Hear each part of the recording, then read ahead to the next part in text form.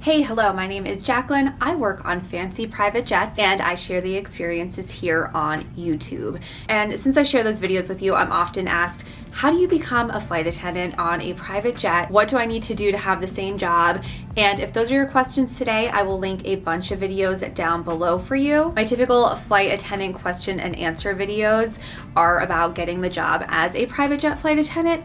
But today we're doing something a little bit different. Every once in a while, I do get a really juicy question, and I've decided I'm just gonna compile all of the scandalous questions and answer them for you in today's vlog. So this is gonna be an honest Q&A. I'm probably gonna be a little bit uncomfortable answering some of these questions, but also I kind of feel like it's gonna be a lot of fun to break out of my comfort zone and do something a little bit new. Plus, we're all friends here, right? Let's be positive. All right, one of the more raunchy questions that I get asked are about pantyhose. There's a big fetish with flight attendant pantyhose.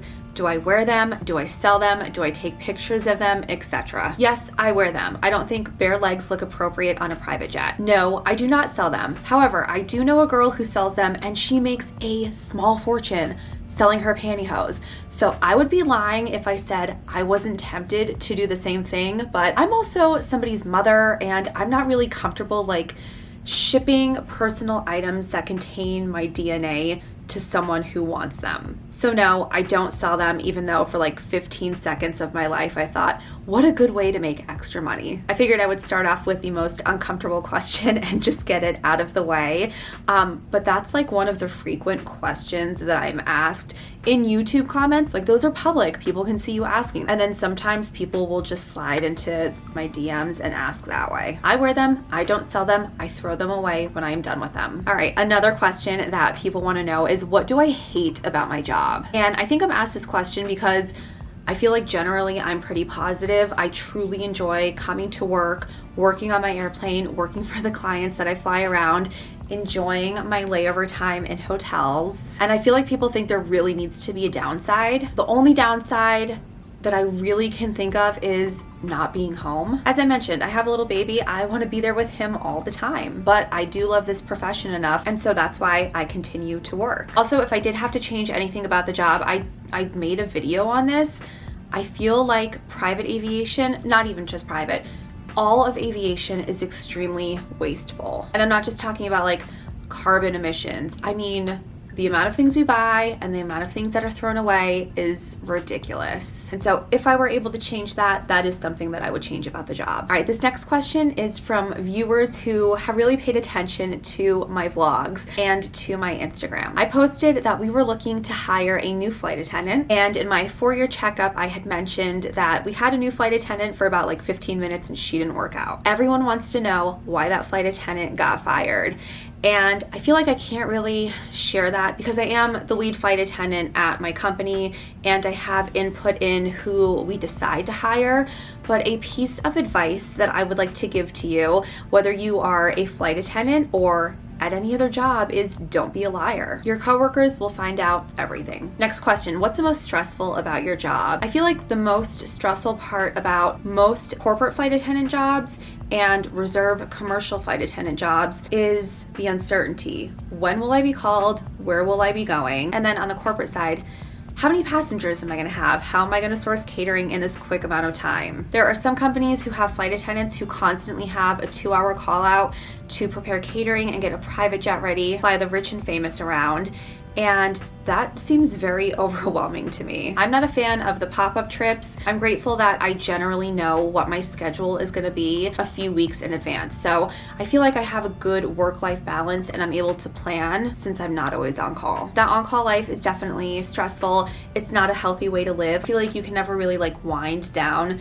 Your phone has to be on all hours of the night. So I definitely feel like that's the most stressful part. And then also if you work charters, or even if I do contracting, not knowing who your passengers are or what their behavior is going to be is also a little stressful. It's like walking into a party and everybody is friends and you're this new person expected to entertain and shine and serve and provide. And with some groups of people, that's easy to do.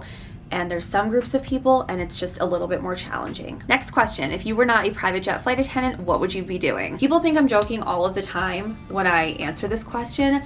This is 100% my serious answer. If I was not a private jet flight attendant, the only other thing in the entire world that I would want to be doing is being 2 Chainz. He has his show, Most Expensive, where he gets to try the most expensive foods, products, services in the world, and then he gets to talk about it. And then on top of that, he makes music that I love. So if I wasn't a private jet flight attendant, I would just want to be 2 Chainz. And I'm not even joking. And since that wouldn't even be an option, I guess I would just exist. Next question. I feel like this comes more from my friends and my family who know me very well, but it's, how do you have the patience to be a flight attendant? And from my friends and family, that was directed to me more when I was a commercial flight attendant. Life is better on the corporate side. But how do I have the patience to do this job? Honestly, sometimes I just wonder that myself. Typically, I don't feel like I have a very high tolerance for bad behavior or getting yelled at, especially for things that are beyond my control. And that's something that happens constantly when you're at the airlines. And looking back, I myself wonder, how did I have the patience to deal with that? I think I only had like one really bad day at the airlines where I was like, I can't take you people anymore. What am I doing here? This is not worth the money or the aggravation or my time. And like replaying some of these scenarios in my head, I'm like, yeah, that was a nightmare to live through. But I think it's easier to deal with because when that flight is over and those passengers are off the plane, you don't have to deal with it again. It's not like that situation happens Monday through Friday, 9 to 5, like it could in an office job. So I guess I just had the patience because I knew eventually it would be over. But yeah, this job is not for everybody. I understand why people decide to leave it very soon into their flying careers. Unfortunately, there is a lot of verbal and even now physical abuse directed towards flight crew. All right, here's another juicy question. Have you ever hooked up with a pilot? No, I have not. This next question is about the airlines. It is, what is your least favorite commercial airline? I definitely have one, and if you follow me on Twitter, you probably know exactly which one it is. I don't even know why I'm trying to like hide it. Southwest is my least favorite commercial airline.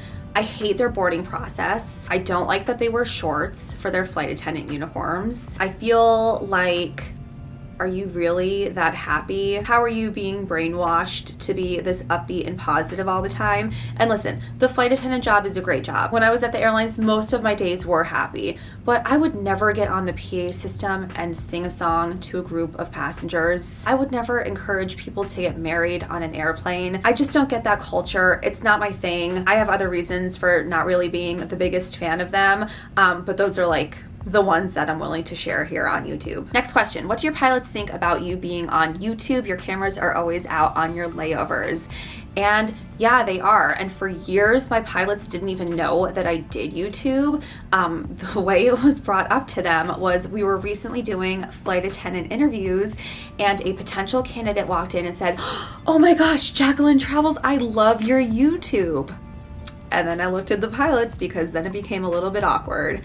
And when that interview was over, they're like, "Oh man, I didn't know you did that. That's pretty cool." And that's all I ever heard. So for the most part, my cameras are out in the hotel room or while I'm exploring on the layovers. I don't really have them out on the private jets. It's not like I'm showing you every single thing on a private jet. And I definitely never show tail numbers or share who I'm flying with or anything like that. So yeah, pilots don't care. They don't care. Who was your worst passenger is the next question. And on the airlines, I had a few worst passengers. I had the lady who just didn't understand we were in moderate turbulence and she kept getting up. And I was just thinking, lady, you're gonna hit your head on the ceiling and break your neck, and I'm strapped to my jump seat and I'm not gonna be able to help you. You're just gonna be laying there on the floor. I also had a full-grown man charge at me because I had asked him multiple times to get out of the exit row because he did not pay for the seats in the exit row.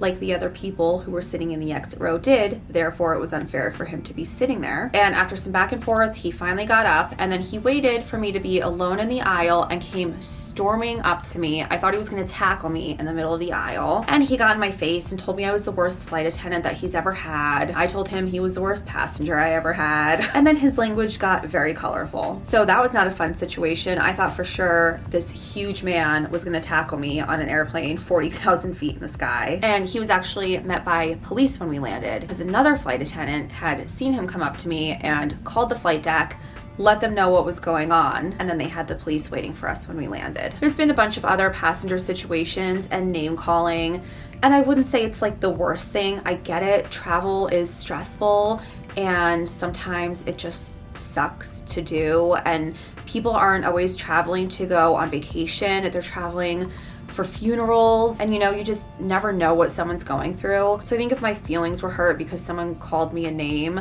I wouldn't have been cut out for this industry. And also, at the end of the day, the people who are doing the name calling are total strangers. Like, I don't care what your opinion is of me. So I can't say that I've had like the worst passengers ever, and I've dealt with so much drama. I think I'm able to brush a lot of that stuff off. All right, the next question was, what is your unpopular travel take? Probably what my least favorite airline is. I know a lot of people who love flying on Southwest. That question makes me curious. What is your unpopular travel take? I've seen this thread on Twitter before, and the ones that stand out to me are people who hate Paris, which I just don't understand. I've been there plenty of times, and I always look forward to going back. I love that city. I don't think it's overhyped at all, but I want to hear your unpopular travel takes. Share them with me in the comment section. All right, I think that's all the time I have. I'm about to go meet my pilots here on my layover and get some food. So thank you to everybody who has reached out asking questions. I feel like we should do Q&As more often. So if you have any other questions, comments, thoughts, or concerns, post them for me down below, and I'll chat with you next Sunday when I upload all of my flight attendant vlogs. Thanks for watching.